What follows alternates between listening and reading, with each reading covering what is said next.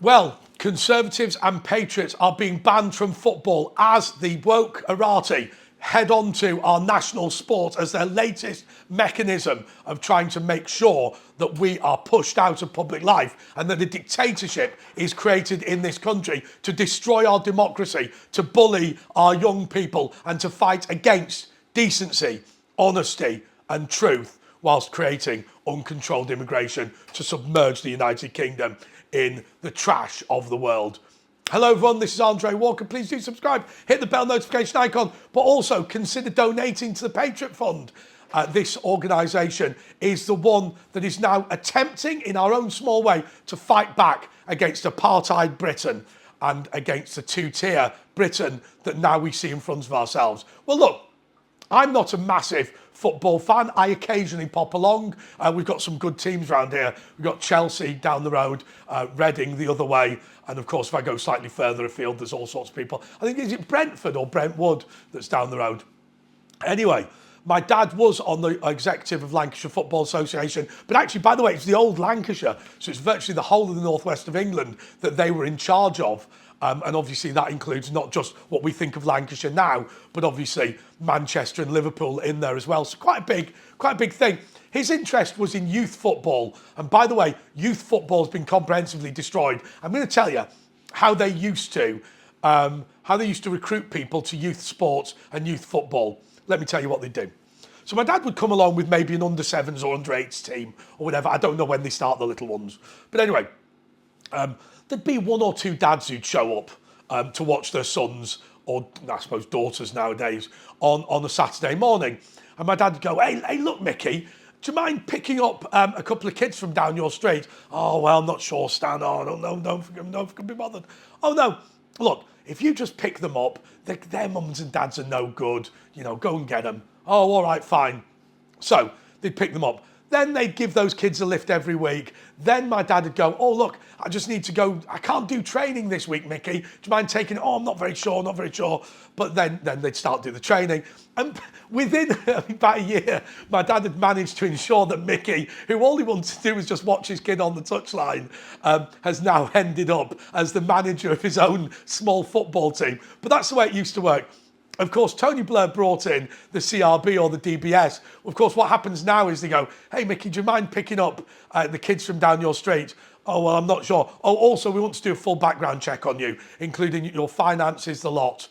No, I don't want to do it. Now, if every single dad was a sex offender, then the argument that if you've got nothing to worry about, you don't have to worry about it, that argument would hold true. The reality is, a lot of these dads, I suppose, may have things like a little shoplifting caution when they were 15 or something like that they don't want the people to know about. But in the end, the result was that nobody would volunteer to do these roles. And so what's happened now is the state has moved in to take control, making things much, much, much more expensive, which, by the way, was what David Cameron was talking about when he attempted that big society thing, but it never came off. Anyway, so first of all, the ability of ordinary people to get into football is pretty difficult, but now, of course, they're making it even more difficult with the free speech thing. So, first of all, about Ibrox. So let's just read out what the alt-right banner was that got Glasgow Rangers fined. So, the sign read, keep woke foreign ideologies out, defend Europe. Right, UEFA has said it's discriminatory and they fined Rangers £25,000. But now what they're saying is that they want to give lifetime bans to anyone who held up the banner. I mean, keep foreign ideologies out.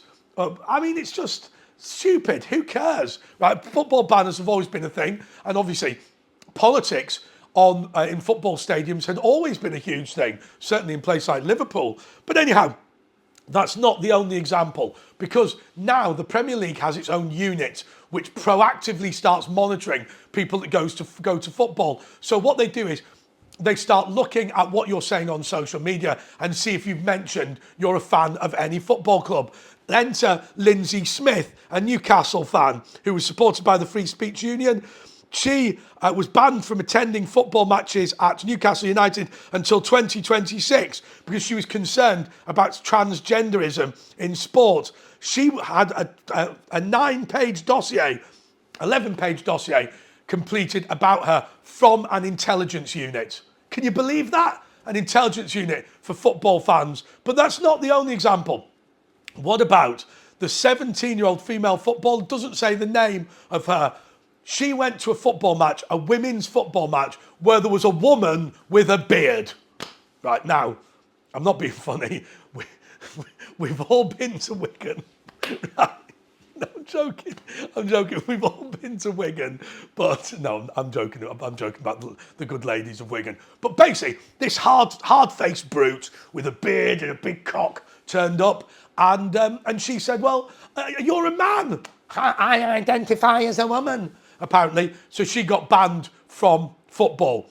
Now, there was another example where a lady was playing football and one of these big blokes booted the football at her knee so hard that she's now struggling to walk. Now, remember what the rule is in football. If you arrive, say, at a women's football match, and say you get, I don't know, go for an under-16s. So there's an under-16s women's football match, and the other team are all blokes who self-identify as women. If you say, my daughter's not playing in that, they can sue you, and they can sue your football club. So literally now, what I can do is, I can go down to a football match and say, I am a woman, and I would be allowed to play in women's football teams. Really, really despicable. But I'm glad that the Free Speech Union is standing up for the Glasgow Rangers fans. The reason is because there is a determination in football now to eliminate those people who believe in freedom, who believe in honesty, and who believe in free speech. And we must not allow that to happen. If we do, then there is another element of our public life, of our, I suppose, civil life would be a good way of putting it, where we are being pushed out of. It's exactly the same, remember, as when we had that whole situation with the lockdown, where they said, no, after the lockdown finished, he said, no, you're perfectly allowed to go wherever you want, but you can only go into buildings if you've had the vaccine. You can only go into school if you've had the vaccine. That never came off, but that's what they're hoping for. You can only go into an office if you've had the vaccine. That's what's going to happen now. They're going to say football is open to everyone apart from anybody who's expressed an opinion in these areas. I want to say of Glasgow Rangers, who, by the way, as a Catholic, are not my biggest fan, but I want to say to Glasgow Rangers, good on you. Why not stand up and say that you believe that that Britain should be for the British, that our culture should not be trampled on? And you know what? If you're going to be, what greater civic pride or national pride is there than having pride in your football team? I mean, it's slightly odd because most of the players won't be from where you're from anymore. But nonetheless, I think most people in Liverpool, where I went to school, have a preference for a football team. Some people even support Tranmere, which is amazing. No, I'm joking. But they do have a pride in that. And I think there is a great sense of patriotic fervour for when England play. And let's be clear, most English people are not patriots for England, but nonetheless, they would come out and support the England football team. I think we've got to stop this from happening, and I hope that more banners will be put up at football matches, because what this is all about is ensuring that we are not allowed to get our voices heard. Anyway, please do donate to the Patriot Fund. We are going great guns. We're going to organise this national tour, get out and about, and of course, I'm still looking for applications for people who want to use those cameras that I was giving away. Just to explain, members of the Patriot Fund, I've got 2 expensive cameras I want to give to them so they can go round filming whatever it is and get our message out there. Until next time, goodbye.